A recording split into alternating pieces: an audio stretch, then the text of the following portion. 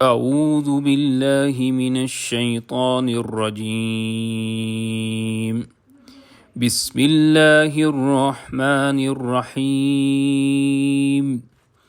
وَلِيُمَحِّصَ اللَّهُ الَّذِينَ آمَنُوا وَيَمْحَقَ الْكَافِرِينَ صدق اللہ العظیم۔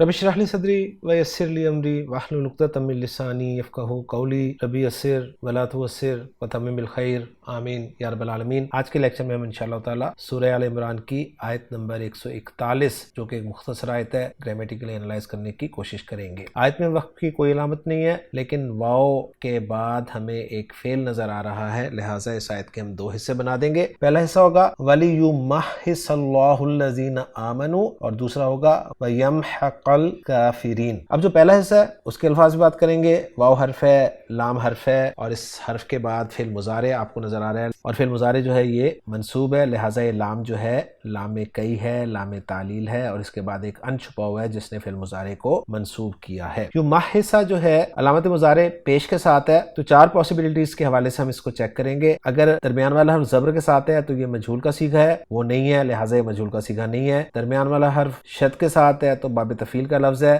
درمیان والا حرف شد کے ساتھ ہے تو یہ باب تفعیل کا ہی صیغہ ہے۔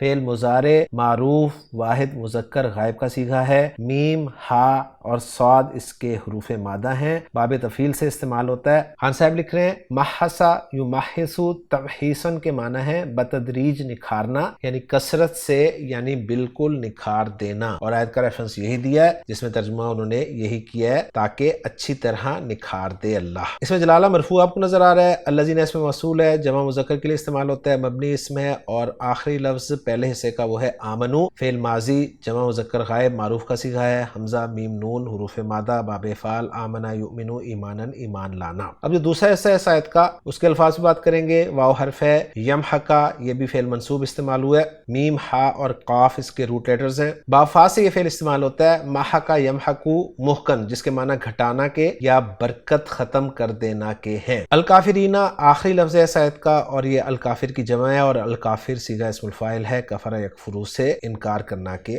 معنی میں۔ تو الحمدللہ جی الفاظ سے بات مکمل ہو گئی ہے، اب چلتے ہیں اعراب کی طرف۔ واو کو ہم عاطفہ قرار دے دیں گے کیونکہ اس کے بعد جو آ رہا ہے اس کا تعلق پچھلی آیت میں ہی بنتا ہے۔ لام لام تعلیل لام جارہ جس کے بعد ان پوشیدہ ہے، ان مصدریہ ہے جس کے بعد صلۃ الموصول حرفی آ رہا ہے، یمحص اللہ الذین آمنوا۔ اب صلۃ الموصول حرفی کو میں انالائز کرنے لگا ہوں۔ یمحصا فعل ہے، اس میں جلالہ فاعل ہے، الذین اس میں موصول مفعول بہ کے طور پہ استعمال ہوا ہے، لہٰذا محلاً منصوب ہوگا، اور الذین کے لیے صلۃ الموصول جو ہے وہ آمنو جملہ فعلیہ ہے جو کہ فعل اور فاعل کا مجموعہ ہے، واو ضمیر مرفوع متصل اس کا فاعل ہے۔ بر صغیر کی ترکیب کے مطابق اگر جوڑوں الذین آمنوا مفعول بہ بن گئے فعل کے لیے، اور فعل اپنے فاعل اور مفعول بہ سے مل کر جملہ فعلیہ ہو کر صلۃ الموصول حرفی بنا ان مصدریہ کے لیے، اور ان مصدریہ اپنے صلۃ الموصول حرفی سے مل کر مصدر کی تعویل میں ہو کر محلاً مجرور ہوا لام جارہ کے لیے، اور لام جارہ اپنے مجرور سے مل کر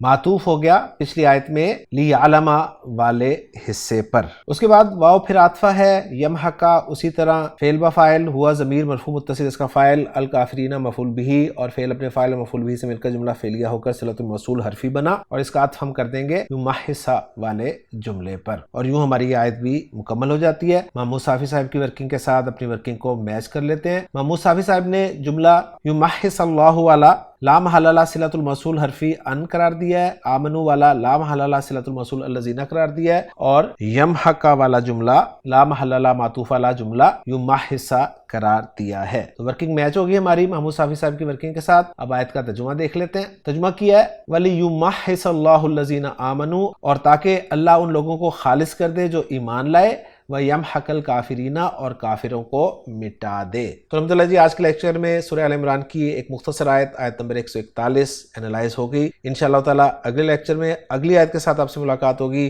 سبحانک اللہم و بحمدک، اشہد ان لا الہ الا انت، استغفرک و اتوب الیک۔